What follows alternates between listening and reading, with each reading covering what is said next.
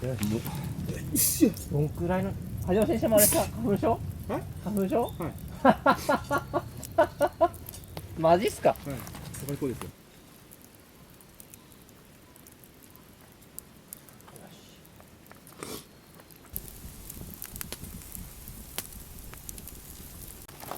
すき焼きって言ってやっぱビール飲めますか？高い飲み物ですもんね。結構最後にこう割り下が溜まっていくそうでしょうね。そうやろね。でどんどんえのきと春菊だけ待って。パン焼き肉うまい。鉄板すき焼きうまい。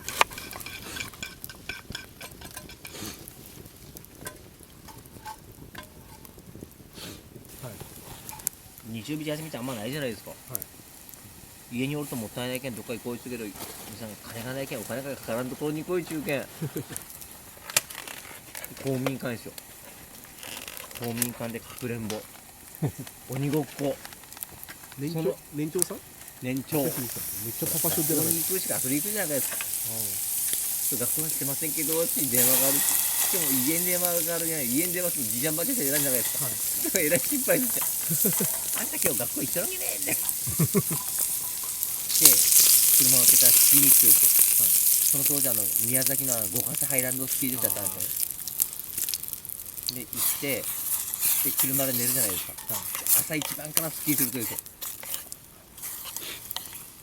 青春ですね。うん。朝一からスキー滑って、そう高校の時？高校の時、広瀬香美のBGM をバリバリ聴きながら。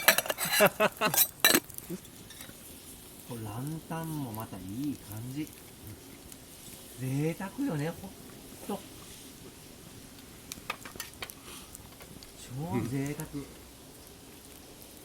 梶山さん、いぶされてないですか？煙くないですか？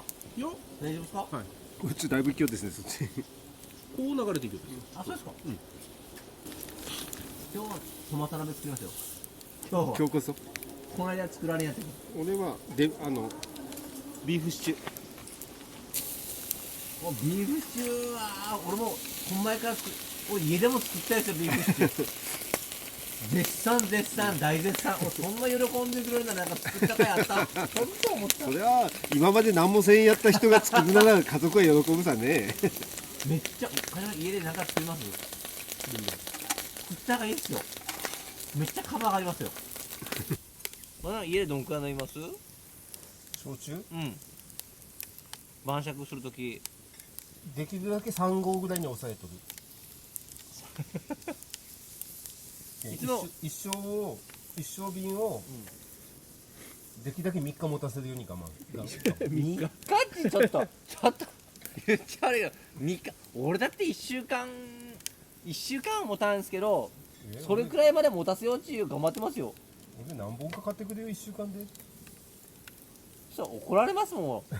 奥さんが補充症になったんですか？違う、俺お小遣いでちゃんと買いよっちゃけど、それはもう文句言われる筋合いはない。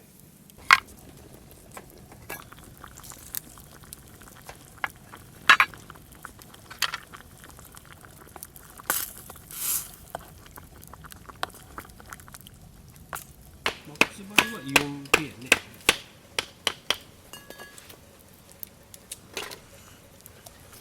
スーパーを見るのがね、面白い。この年になって42歳。それあれやろもん。自分で料理場する子になってきんやろ。いや、面白くない？